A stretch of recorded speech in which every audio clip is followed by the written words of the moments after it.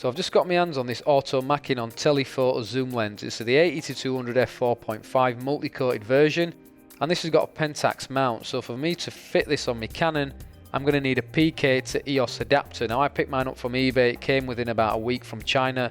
Only cost me about £8 and it does the job. I suggest buy an adapter for each one of your vintage lenses if you are going vintage.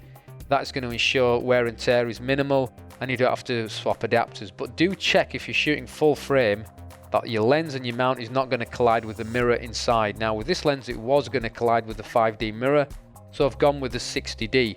Now the 60D has got a 1.6 crop factor, so the equivalent focal length here of 200mm is actually 320mm. We're shooting at f/22 as well, and you can see here when we zoom in at 300% using Adobe Premiere, we can see the pixel quality, and we can also see how sharp this lens is at such a narrow aperture, and it should be because we're shooting at f/22. We're shooting in the midday sun, it's very bright, we need to reduce the amount of light coming in, and we're not using any ND filters. Now the contrast and saturation is very good on this lens, considering it's an old lens and it's cheap. You know, it's about 20 quid on eBay, and for that kind of price, you know, you can't go wrong. You probably pick it up cheaper somewhere else at a car boot sale or something. Now here we're zooming in and out, and the way you do that is actually use this push and pull barrel mechanism.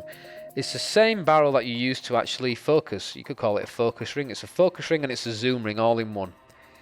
Now here we've got some chaps just outside. There's a lot of road works going on where I live, and it just makes for good subject matter. You can see here the saturation is really good. The colour reproduction is spot on. Contrast is nice. There's a lot of texture. You can see the lenses captured in the ground, in the brickwork, in the clothing, and I'm really impressed considering it is such an old and it's such a cheap lens. Now overall, in terms of the way the lens performs, in terms of chromatic aberration and vignetting, it's good. It does a good job. On a full frame I'm not sure, but on the crop there was very little CA, very little vignetting.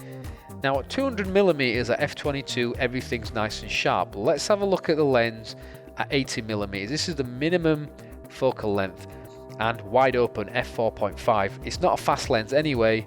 f4.5 it's okay, but when we got to 200mm at f4.5, the maximum focal length, the lens is soft.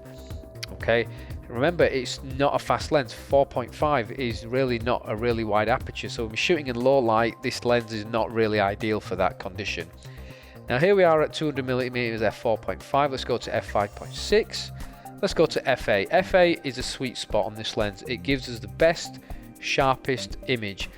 Here we've got this metal bar. We're just pulling focus over the length of this bar. 200mm maximum zoom at f4.5 maximum aperture. It's soft. Look at the texture. It's just not there. f8, bang, there you go. 200mm still the same, but now we're at f8. The image is nice and sharp, just how we want it. Good lens, good price.